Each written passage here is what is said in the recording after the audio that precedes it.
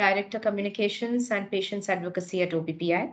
Thank you for joining in today's Digital Knowledge Series. This series is in collaboration with Indegene. In our fireside chat of today, our speakers will take us through how a digital-first approach will help the pharma industry grow and honestly benefit patients. So without much ado, let me extend a warm welcome to our speakers. We have with us Dr. David Shulkin, advisor to Indegene and former US Secretary of Veteran Affairs. Dr. David is a global expert in patient-centric care policy and execution. He has served as the Undersecretary of Health for the US Department of Veteran Affairs in the Obama and the Trump administration. And he brings with him extensive knowledge and administrative experience in digital health. The moderator for today's fireside chat is Mr. Suresh Patathil, President OPPI and General Manager AbbVie India. With more than 30 years of experience in the pharmaceutical industry, Suresh has led both specialty as well as mass therapeutic areas and has successfully launched global products in the country.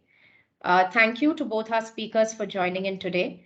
As we begin our session, a quick reminder to our audience.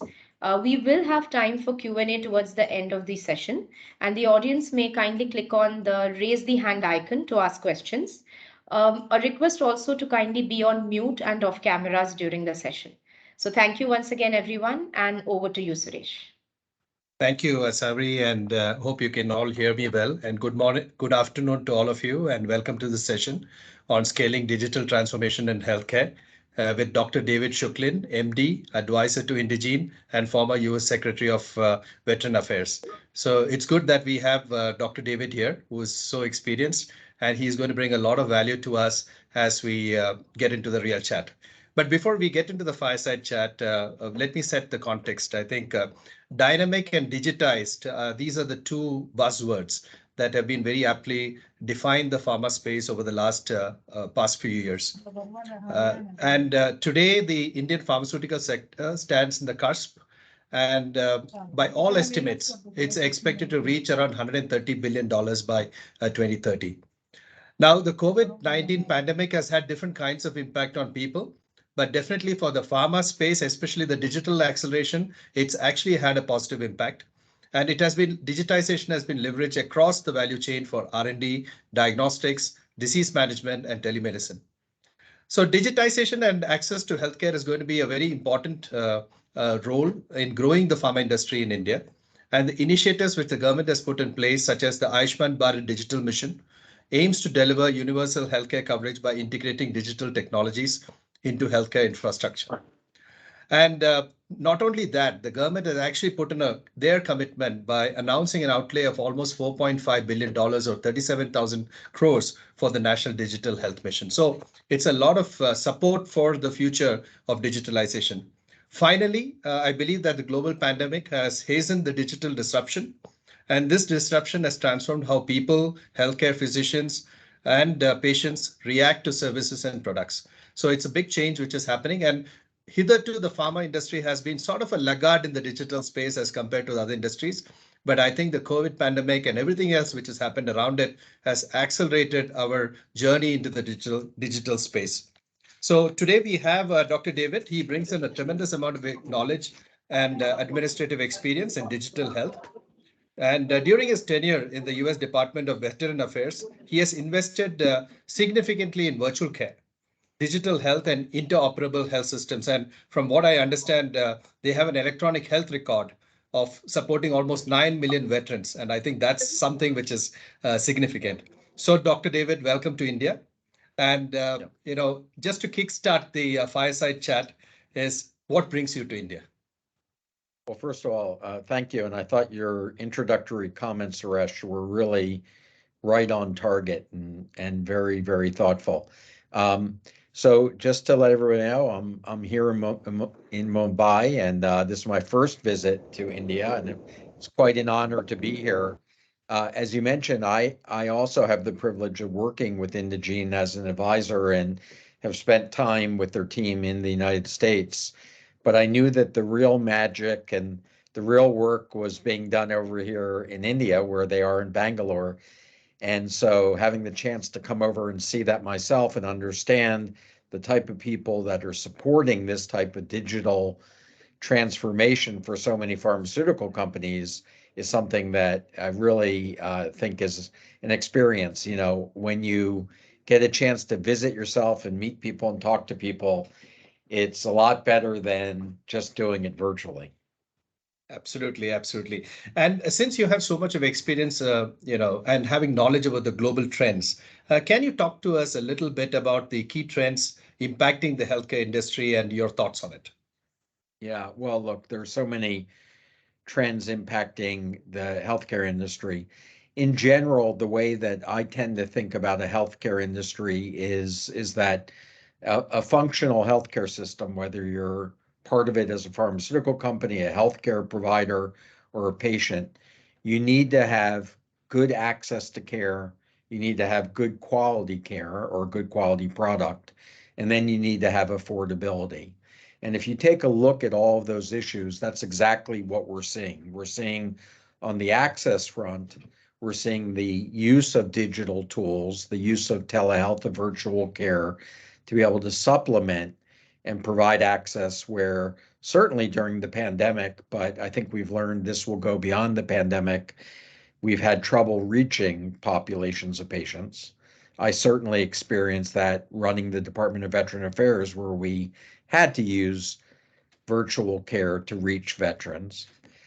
On the quality front, I think this is where the research and discovery of life sciences is so important, because there's so many areas of healthcare that we need further advances in, you know, whether it's neuroscience with Alzheimer's, whether it's the continued advances in cancer or cardiac care, or some of just the general medical issues. So that clearly is continuing as we see further advancements. And on the affordability side, we're seeing a lot of impact, particularly recently in the United States, with the passage of the Inflation Reduction Act, that in many ways, for the first time, gave the US government the opportunity, or at least allowed them to negotiate with pharmaceutical companies over drug pricing and put caps in place on how much drug companies could raise the rates over the next 10 years. And so we're seeing in all three of those areas, access, quality, and affordability, major challenges to the old business model in healthcare. Thank you. One of the things is patient-centric care, and you have been a champion in patient centricity, huge proponent. And just the fact that you have e-records for around 9 million veterans, how do you feel that a similar initiative in India would work? Because it's a little different payer system, right? You have a self-pay system. Of course, in the Ayushman Bharat, there's some amount of universal healthcare coverage happening. So how do you think that this can be translated to the Indian patients and to benefit the Indian patients? Yeah, I think one of the principles that you need to be able to follow is that the healthcare data of a patient should belong to the patient. And while that may be obvious to some people, in the United States, patients generally did not have access to their data. The health system held on to that data. The government or the payers held on to that data, but there has not been a fundamental understanding that this should be the patient's data. In the Department of Veteran Affairs, that's exactly what we did. We said every veteran owns their own data. There will not be withholding of data. And we launched an initiative called the Blue Button, where with a single touch of a button, the patient, the veteran, can download all of their data, put it onto a USB drive, and then be able to bring it with them wherever they go. And that was so successful that now the federal government in the United States has adopted those same standards that will be put in place for all Americans. So I think when India is looking at the initiatives, and the National Health Authority has launched a big data interoperability initiative, it is important to consider this principle of who owns that data. And of course, I think the right answer is the patient. What are the initiatives? So, for example, I mean, having that blue button and having that app. In fact, I was talking to a startup person the other day. We were having dinner together, and he was supporting a startup which was going to work on kind of an app which would support the patient after they're released from the hospital, right? Now, one of the key challenges we have found in the pharma industry is that it's very easy to create an app which has a lot of content for the patient, but the utilization of the app or the system was one of the biggest challenges. Because unlike the Amazons of the world where you could actually deep discount and actually make that habit happen, we did not have that leverage to really make the patients utilize the app or the system to really benefit themselves at the end of the day. So is there any strategy which you utilize for the veterans to utilize it well and making sure that that is linked to something else? Yeah, I think it's a great insight, Suresh. Digital engagement, when you're just looking at giving a patient an app, as you know, tends to be less than 10%. In general, the experience with most apps is 5 to 7% of patients ultimately are going to continue to use it. And so you're exactly right. The way that I believe that this is going to essentially evolve is into what I would call a hybrid system of care, where it's not just digital or it's not just no digital, but it's actually the digital platforms are enabling the care between the provider, the patient, and, by the way, industry, whether it's pharmaceutical or the device industry.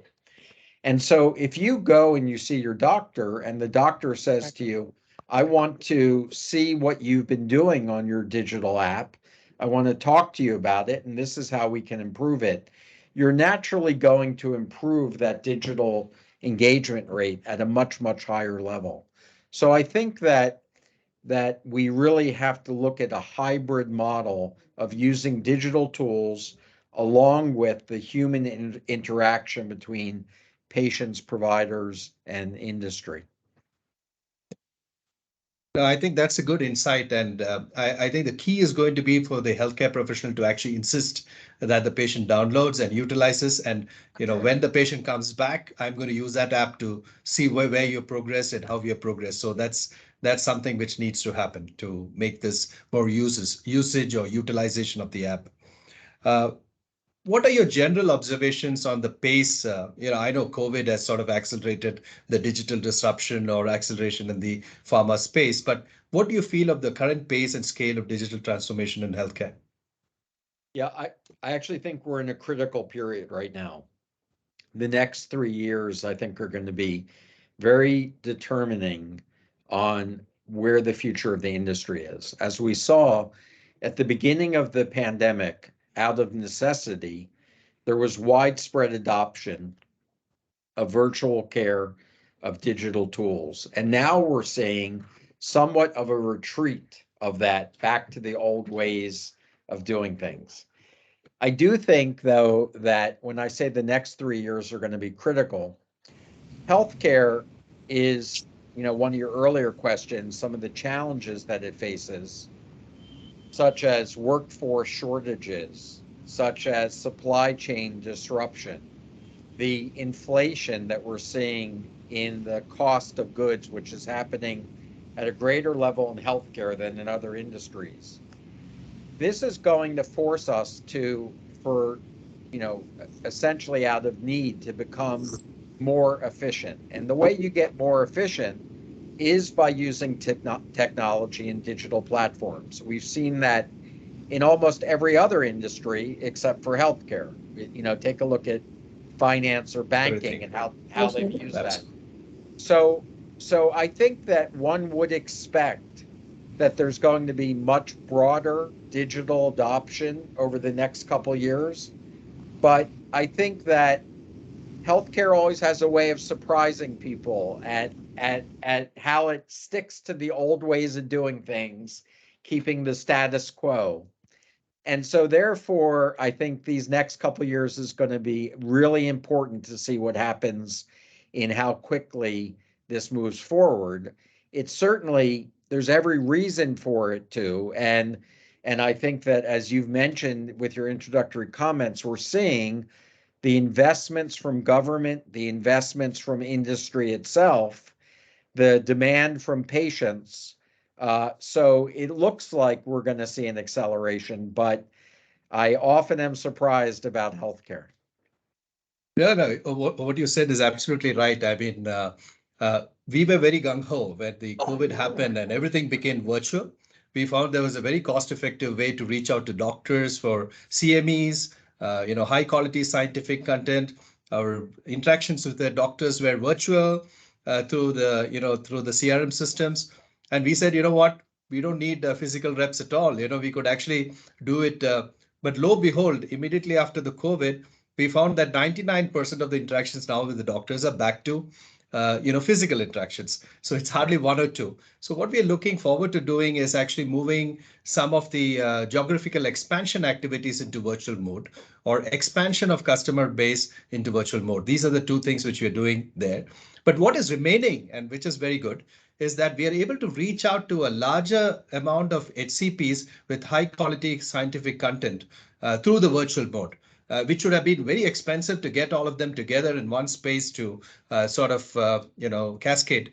But that's continuing to remain. And I think high quality scientific content communicated through the virtual mode is still something which is of very high value, especially in the market shaping journey. So what you said was absolutely true. I mean, we have gone back to square one in some areas, but we have made some progress in other areas. Yeah, and Suresh, it's actually somewhat reassuring that the answer probably is going to be a hybrid model. It would sort of be scary if we didn't need people anymore, if we could do everything with a digital transaction. There still is something to being human, and the way that we relate to people is very important, and that's a big part of healthcare.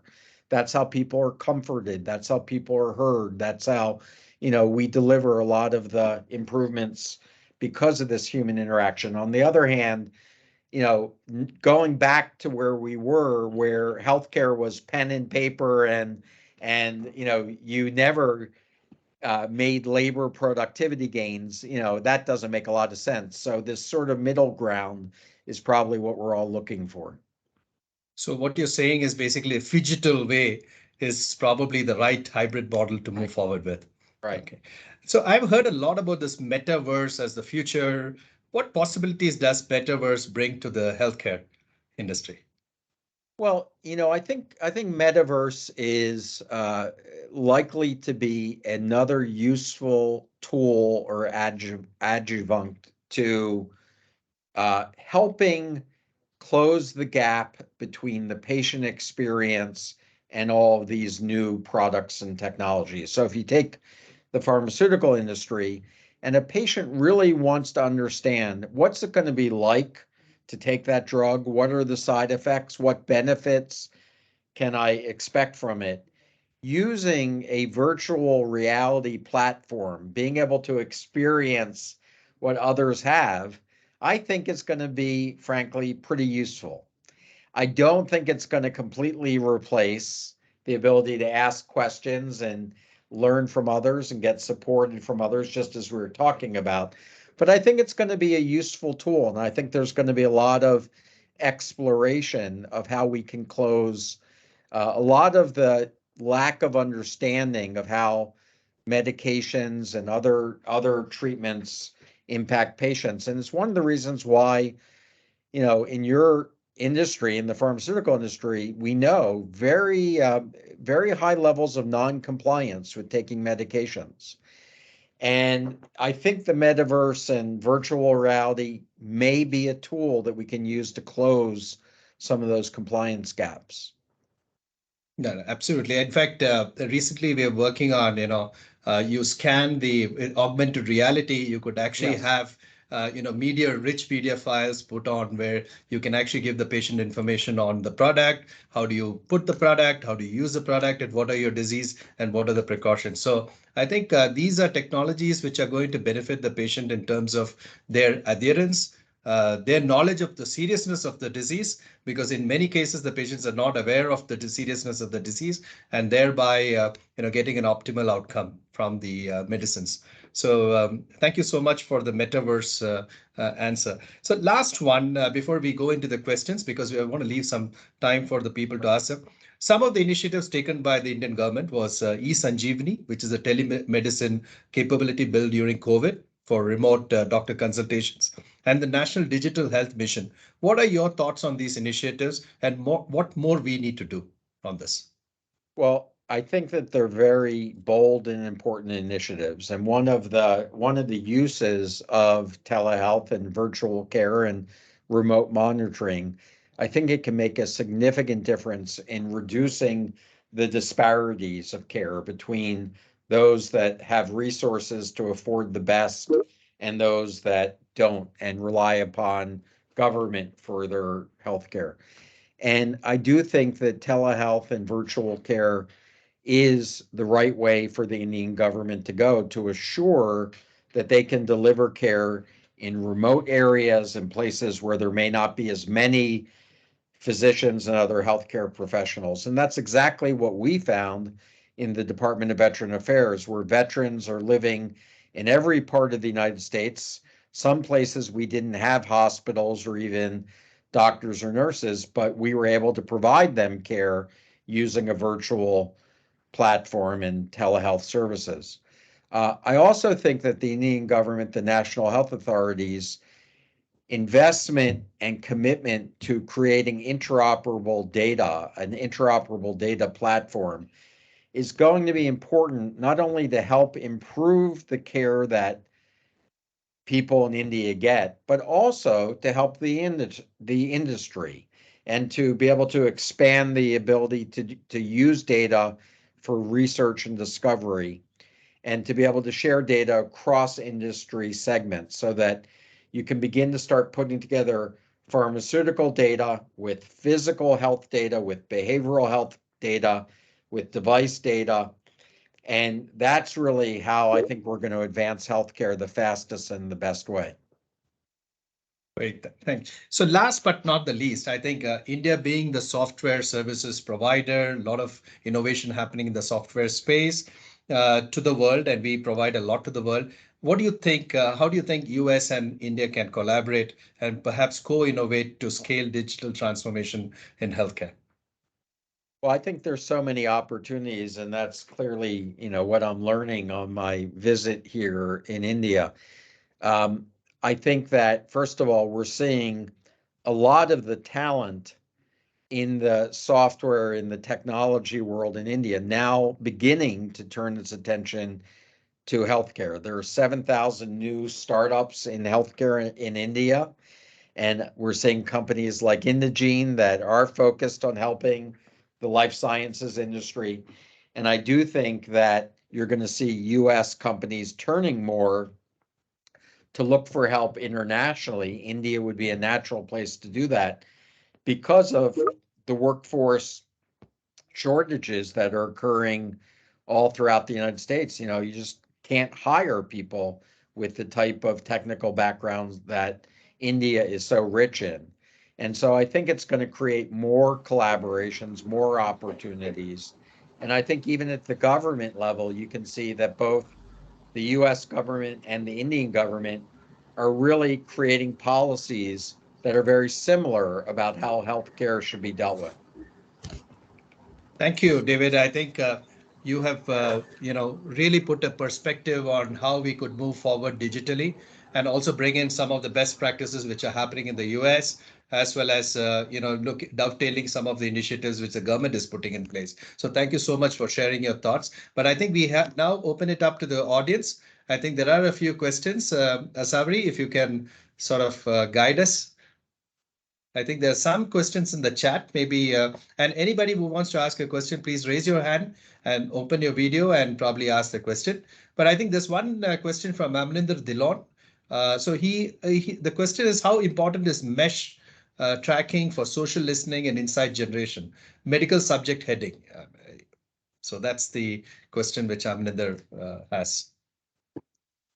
Well, Suresh, feel free to jump in because that may be beyond my my expertise. I think the question has to do with how do you categorize data? How do you search for it? How do you access data?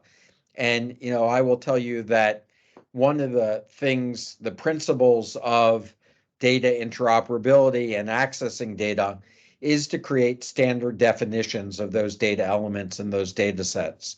And so the mesh classification, I think, is very important because it does start creating some standardized definitions so that people, when they share data, when they search for information, can do it in a standardized way. But do you have any other thoughts on this?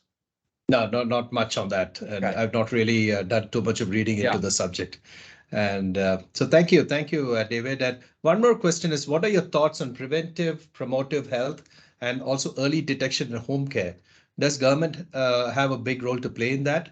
And there is a big need for interoperability, which you have already mentioned. But I think the key question is on the preventive and promotive health or early detection at home and home care. So that's the key question. Yeah. Well, there's no doubt when you look at prevention from a societal perspective, and by that I mean from the impact on every aspect of society, that's probably the best investment that one could do in a healthcare system.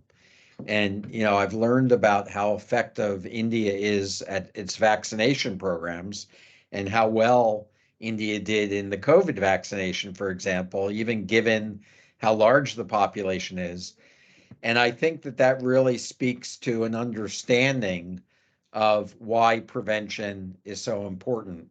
And so the problem in the United States with prevention is that a managed care company doesn't necessarily want to put up the money for a lot of prevention because people may switch their managed care plan the next year. But when you look at it from a societal perspective, that's really important. On the home care perspective, that's one of the trends that's clearly happening, a shift from care in the hospital to care in home.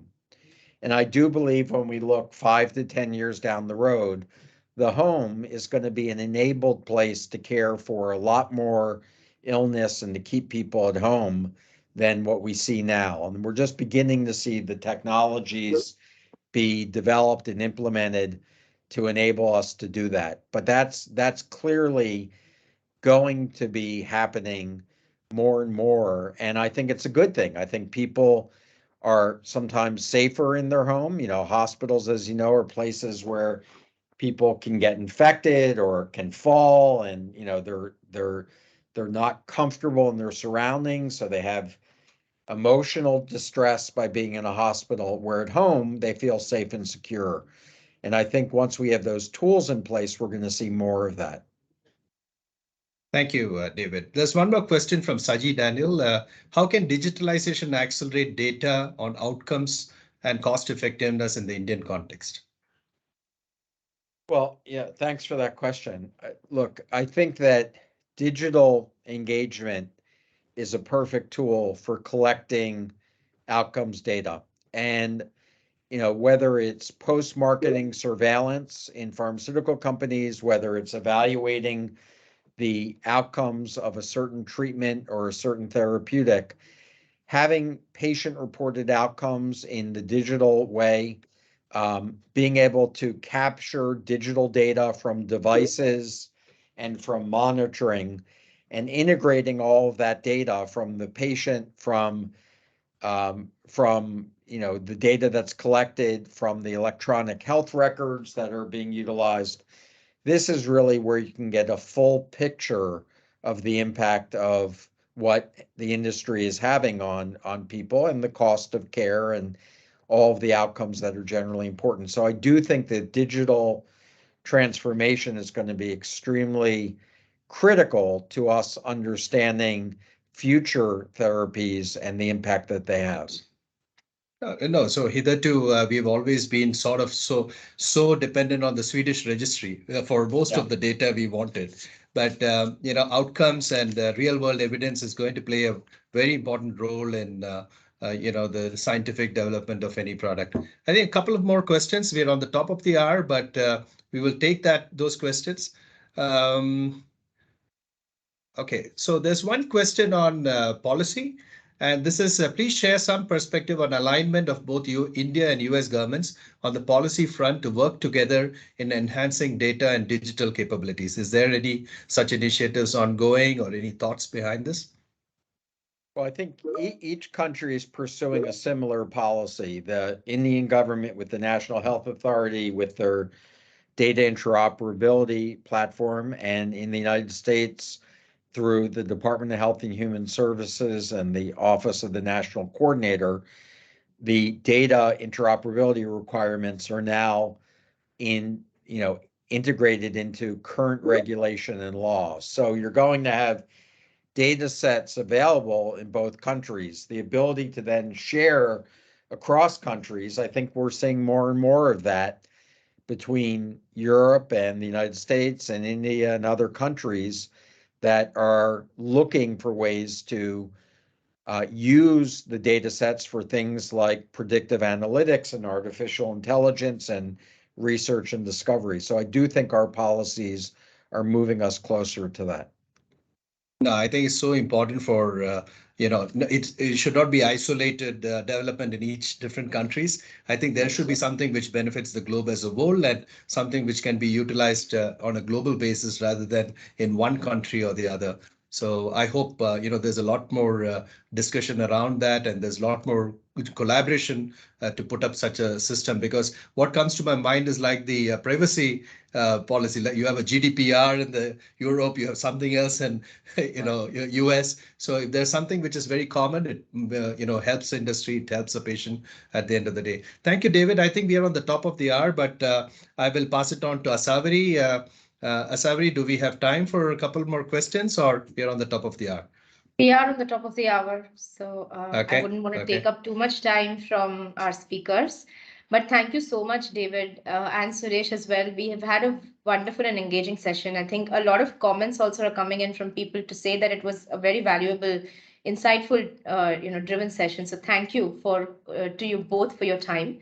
And thank you to our audience, of course, for remaining engaged in the session as well. So thank you everyone for joining in, and we will sign off the session now. Thank you and have a good day. Thank you, David. Thank you, Asaveri. Thank you, everybody. Thank you. Thank you.